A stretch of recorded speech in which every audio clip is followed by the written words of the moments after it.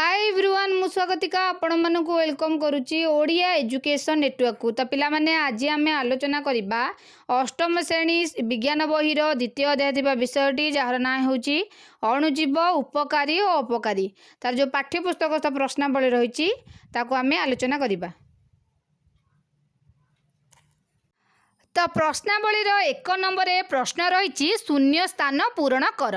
क नंबर प्रश्नटी को देख अणुजीव मान को आम डैश सहायतार देखिपारू।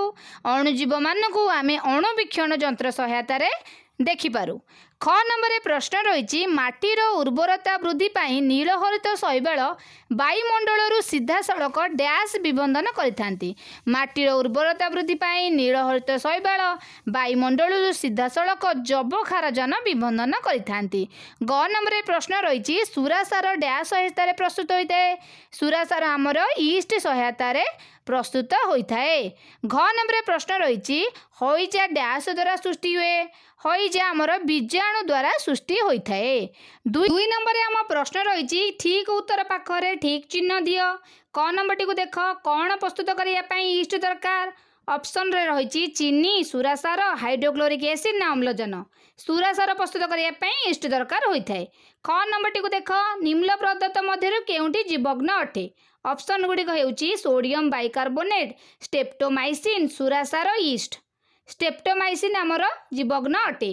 ग नंबर टी को देख किए मैलेरिया ज्वर उपजाऊा आदि प्राणीर बाहक। ऑप्शन रही माइएनोफिलिस मशा असरपा माछी ना प्रजापति। आमर माइएनोफिलिस मशा हेउची मैलेरिया ज्वर उपजाऊा आदि प्राणीर बाहक। घ नंबर प्रश्नटी को देख किए संक्रामक रोगर सबुठारु साधारण बाहक। पिंपुड़ी माछी कंकिना बुढ़ियाणी।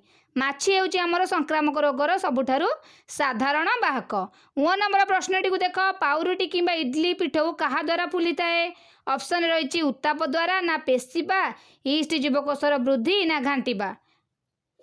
आमर ईस्ट जीवकोशर वृद्धि द्वारा पाउरुटी किंबा इडली पिठौ फुली थाए। च नंबर प्रश्नटी को देख चीनी को सुरासार रे परिणत करने प्रक्रिया को कौन कहुए। ऑप्शन गुड़िक अच्छी जबखारजन विबंधन संक्रमण किणोन ना संचरण। किणोन चीनी को सुरासार रे परिणत करने प्रक्रिया को कहुए। माने चीनी को सुरासार परिणत करने जो प्रक्रिया होता है ता ना होची किणोन।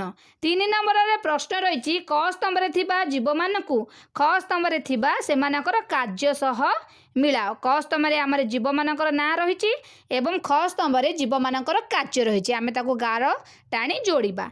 ताले देख क स्तंभ कौन रही बीजाणु राइजोबियम लैक्टोबासिलस ईस्ट आदि पानी भूताणु एमानक कार्य को आमे बा कामटी को आमे ख स्तंभ थिबा शब्द सहित जोड़िबा। ताले ख स्तंभ कौन रही जबखारजन विबंधन बसा दही तैयारी पाउरुटी प्रस्तुति मैलेरिया ज्वर कारण हईजार कारण प्रतिपिंड उत्पन्न करिबा एड्सर कारण। ताले बीजाणु आमर कौन हम तार कामटा हईजार कारण। राइजोबियम आमर कौन हम जबखारजन विबंधन लैक्टोबासिलस कौन थाए बसा दही तैयारी ईस्ट पाउरुटी प्रस्तुति रे आदि प्राणीर काम होची मैलेरिया ज्वर कारण सी आदि प्राणी होता है। भूताणु आमर कौन एड्सर कारण। 4 नंबर आम प्रश्न रही अणुजीव मान को खाली आखिरे देखी हेबो कि जदि ना तेबे कहा साहाय्य से गुडी को देखि परिबा। अणुजीव मान को खाली आखिरे देखी हेबो नाही एगुडी को आमे माइक्रोस्कोप साहाय्य देखि परिबा। 5 नंबर प्रश्न रही अणुजीव मान को अंतर्गत करा जायथिबा प्रधान श्रेणी गुड़िक कौन अटे। अणुजीव मान को अंतर्गत करा जायथिबा प्रधान श्रेणी गुड़िक हैला बीजाणु आदि प्राणी कवक शैवाल। 4टी प्रधान भाग में विभक्त करा प्रधान श्रेणी रे विभक्त करा। 6 नंबर प्रश्न रही माटी रे जबखारजन विबंधन करुथिबा अणुजीवर नाम लेख। माटी रे जबखारजन विबंधन करे से अणुजीव हेउची नीलहरित शैवाल एवं बीजाणु। 7 नंबर आम प्रश्न रही आम अणुजीव गुड़िकर उपकारिता संबंध में 10 धाड़ी रे लेख। माने अणुजीव माने आमर की उपकार करथांती ताहाको आमे 10 धाड़ी रे ଲେଖିବା। ଅଣୁଜୀବମାନଙ୍କ ଉପକାର କ୍ଷୀରରୁ ଦହି, ଦହିରୁ ଛେନା ପ୍ରସ୍ତୁତ କରିବାରେ ଲାକ୍ଟୋବାସିଲସ୍ ନାମକ ବୀଜାଣୁମାନେ ସାହାଯ୍ୟ କରିଥାନ୍ତି। ମାନେ କ୍ଷୀରରୁ ଦହି ଆଉ ଛେନା ତିଆରି କରିବାରେ ଲାକ୍ଟୋବାସିଲସ୍ ସାହାଯ୍ୟ କଲା। ଇଷ୍ଟ ନାମକ ଅଣୁଜୀବ ପାଉରୁଟି ତିଆରିରେ ବ୍ୟବହାର କରାଯାଇଥାଏ। ରାଇଜୋବିୟମ୍ ନାମକ ଯେଉଁ ବୀଜାଣୁ ଥାଏ ସେ ଯବକ୍ଷାରଜାନ ବିବନ୍ଧନରେ ସାହାଯ୍ୟ କରିଥାଏ। ତାପରେ ପେନିସିଲିୟମ୍ ନାମକ ଏକ ପ୍ରକାର କବକରୁ ପେନିସିଲିନ୍ ଇଞ୍ଜେକ୍ସନ୍ ପ୍ରସ୍ତୁତ କରାଯାଇଥାଏ। ଆଉ ବୀଜାଣୁମାନେ ମଧ୍ୟ ଔଷଧ ପ୍ରସ୍ତୁତିରେ ବ୍ୟବହୃତ ହୋଇଥାନ୍ତି। କେତେକ ଅଣୁଜୀବ ଅଛନ୍ତି ଯେଉଁମାନେ ଜୈବ ଅପଘଟନରେ ସାହାଯ୍ୟ କରିଥାନ୍ତି। ସୁରାସାର, ମଦ, ଏସିଡ଼ିକ୍ ଅମ୍ଳ ଆଦି ରାସାୟନିକ ପଦାର୍ଥ ପ୍ରସ୍ତୁତିରେ ମଧ୍ୟ ଅଣୁଜୀବର ବ୍ୟବହାର କରାଯାଇଥାଏ। ଗୃହପାଳିତ ପଶୁ ପକ୍ଷୀମାନଙ୍କୁ ରୋଗମୁକ୍ତ କରିବା ପାଇଁ ସେମାନଙ୍କ ଖାଦ୍ୟ ସହ ଖାଇବାକୁ ଯେଉଁ ଜୀବାଣୁ ଦିଆଯାଏ ତାହା କେତେକ ଅଣୁଜୀବରୁ ପ୍ରସ୍ତୁତ ହୋଇଥାଏ। ଚକୁଳି, ଇଡଲି, କେକ୍ ଆଦି ଖାଦ୍ୟ ପଦାର୍ଥ ଯେଉଁ ପ୍ରସ୍ତୁତିରେ ମଧ୍ୟ ଅଣୁଜୀବମାନେ ବ୍ୟବହାର ହୋଇଥାନ୍ତି। ମାନେ ଚକୁଳି, ଇଡଲି, କେକ୍ ଯେଉଁ ଫୁଲିବା ପାଇଁ ଆମର ଅଣୁଜୀବମାନେ ସାହାଯ୍ୟ କରିଥାନ୍ତି। କେତେକ ରୋଗର ପ୍ରତିଷେଧକ ଟୀକା ଓ ପିଲାମାନଙ୍କୁ ଯେଉଁ ଟୀକା ଦିଆଯାଏ ସେ ସବୁ ଟୀକା ଦୁର୍ବଳ ଓ ମୃତ ଅଣୁଜୀବରୁ ମଧ୍ୟ ତିଆରି ହୋଇଥାଏ। ତ କହିବାକୁ ଗଲେ ଅଣୁଜୀବମାନେ ଆମକୁ ବିଭିନ୍ନ କାମରେ ସାହାଯ୍ୟ ବା ଉପକାର କରିଥାନ୍ତି। 8 ନମ୍ବରରେ ଆମର ପ୍ରଶ୍ନ ରହିଛି ଜୀବଘ୍ନ କ'ଣ? ଏହାର ବ୍ୟବହାର ପାଇଁ କି ସତର୍କତା ନିଆଯାଇଥାଏ? ଜୀବଘ୍ନ ବା ଆଣ୍ଟିବାୟୋଟିକ୍ ଅଣୁଜୀବରୁ ପ୍ରସ୍ତୁତ ହୋଇଥାଏ। ଏହାକୁ ସେବନ କଲେ ଶରୀରରେ ବୃଦ୍ଧି ପାଉଥିବା ରୋଗକାରକ ଅଣୁଜୀବମାନେ ମରିଯାଇଥାନ୍ତି କିମ୍ବା ସେମାନଙ୍କର ବଂଶବୃଦ୍ଧି ଯୋଗୁଁ ସେ ପ୍ରତିହତ ହୋଇଥାଏ। ବିଭିନ୍ନ ରୋଗର ଚିକିତ୍ସା ପାଇଁ ଏକ ନିର୍ଦ୍ଦିଷ୍ଟ ଅଣୁଜୀବର ବଂଶବୃଦ୍ଧି କରାଇ ସେଥିରୁ ଜୀବଘ୍ନ ପ୍ରସ୍ତୁତ କରାଯାଇଥାଏ।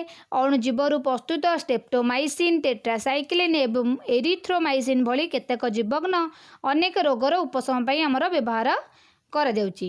କେବଳ ଯୋଗ୍ୟ ଅନୁଭୂତି ସମ୍ପନ୍ନ ଡାକ୍ତରଙ୍କର ଉପଦେଶ ଅନୁଯାୟୀ ଜୀବଘ୍ନର ବ୍ୟବହାର କରିବା ଉଚିତ। ଡାକ୍ତରଙ୍କ ପରାମର୍ଶ ମାନି ଏହା ସେବନ କରିବା ଆବଶ୍ୟକ। କମ୍ ବେଶୀ ବା ଭୁଲ ମାତ୍ରାରେ ଏହାକୁ ଯଦି ବ୍ୟବହାର ଆମେ କରିବା ଭବିଷ୍ୟତରେ ଏହା ଫଳପ୍ରଦ ହୋଇବ ନାହିଁ। ଅନାବଶ୍ୟକ ଜୀବଘ୍ନ ବ୍ୟବହାର କଲେ ଏହା ଆମ ଶରୀରରେ ଥିବା ଉପକାରୀ ଅଣୁଜୀବକୁ ମାରି ଦେଇଥାଏ। ତ ସେଥିପାଇଁ ଆମେ ଡାକ୍ତରଙ୍କ ପରାମର୍ଶ ଅନୁଯାୟୀ ଜୀବଘ୍ନକୁ ବ୍ୟବହାର କରିବା